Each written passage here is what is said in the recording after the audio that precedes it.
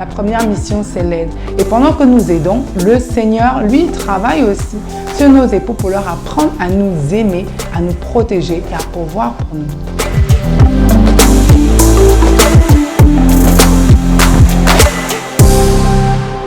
Hello, hello! Bienvenue sur Home Building in Christ. Mon nom est Dr. Eudaline Patricia Helfalo et j'ai le plaisir de vous retrouver encore ici après plusieurs mois. C'était pour la bonne cause parce que j'ai pu passer du temps avec d'autres bâtisseuses de foyer qui ont eu à partager en fait différents challenges et de ces challenges a émergé plusieurs thématiques dont je vais vous faire part. Donc ceci va édifier en fait nos futurs épisodes. C'est à ton avantage, à toi aussi. Alors certaines thématiques incluent que faire quand notre époux nous a trompés avec une autre femme et que nous aimerions quand même rebâtir le foyer. Ou encore, que faire quand notre époux veut avoir des comptes séparés, quand nous aimerions avoir un compte commun. Il y a aussi des thématiques telles que la personne est mariée avec un conjoint qui n'est pas croyant et qui a d'autres convictions concernant la conception. Le conjoint ne souhaite pas garder l'œuf, l'épouse en fait aimerait garder l'enfant. Alors qu'est-ce qu'il faut faire à ce moment-là? Il y avait d'autres questions aussi comme la question des couples où il n'y a pas d'activité sexuelle. C'est une souffrance pour l'épouse. Qu'est-ce que la Bible dit à ce sujet? Voilà. Alors nous aurons l'opportunité d'adresser ces différents thèmes dans les épisodes à venir. Mais s'il y a une chose, franchement, ma chère bâtisseuse, qui m'a touchée pendant mes échanges avec nos chères sœurs en Christ, c'est que la notion de la mission et de la vision de la bâtisseuse de foyer est très, très importante. En tant que femme, quel est le rôle que je vais jouer dans mon foyer? Qu'est-ce que je vais accomplir? Lorsque nous sommes au clair concernant notre mission selon la parole, alors nous allons avec des attentes bien fondées. Allons voir ce que la Bible dit concernant notre fonction en tant qu'épouse. Genèse chapitre 2 verset 18. L'Éternel Dieu dit, « Il n'est pas bon que l'homme soit seul, je lui ferai une aide qui soit son vis-à-vis. » Ce passage nous dit que la femme a pour rôle d'aider son époux. Le Seigneur a regardé l'homme et il a dit, « Il n'est pas bon qu'il soit seul. » Ça veut dire qu'il a besoin d'aide dans sa mission.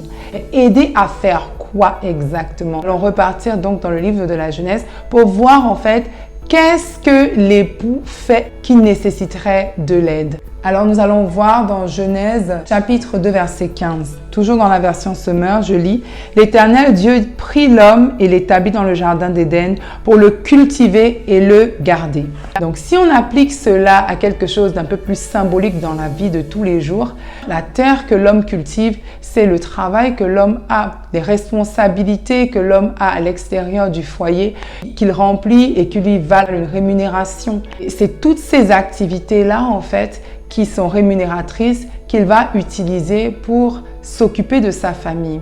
C'est un effort qui peut demander de l'aide dans la restauration, le réconfort et même la nutrition. Il y a tellement de façons de venir en aide à son époux. Et non seulement labourer la terre est un effort, mais la terre a aussi été maudite. Genèse 3 verset 17 dit « Il dit à Adam, « Puisque tu as écouté ta femme et que tu as mangé du fruit de l'arbre dont je t'avais défendu de manger, le sol est maudit à cause de toi. C'est avec peine que tu en tireras ta nourriture tout le long de ta vie. » Le travail devient plus stressant.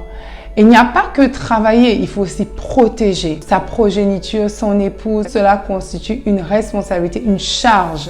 Et nous, en tant que femmes, on vient l'aider, aider ce leader-là dans cette charge. Je suis là pour encourager les femmes et pour aussi parler à nos frères et époux qui pourraient se demander qu'est-ce que la Bible dit concernant mon épouse, ma sœur, ma cousine, ma mère. Cette chaîne n'est pas pour dire que toute la responsabilité repose sur la femme, mais c'est pour dire que nous, en tant que femmes, voici ce que le Seigneur attend de nous et ne devons pas attendre que l'homme ait fait sa part pour remplir notre responsabilité à nous en tant qu'aide, pour prier d'abord. La première chose, ce n'est pas de les pousser à bout, de les forcer à parler, mais c'est vraiment de prier. Si nous venons dans le mariage avec des attentes de princesse, c'est-à-dire je veux qu'il me serve, nous allons être déçus parce que la première mission, c'est pas d'abord ça. La première mission, c'est l'aide. Et pendant que nous aidons, le Seigneur, lui, travaille aussi sur nos époux pour leur apprendre à nous aimer, à nous protéger et à pouvoir. Si tu travailles, c'est très bien, mais sache que la mission première et la fonction première que le Seigneur a donnée à ton époux,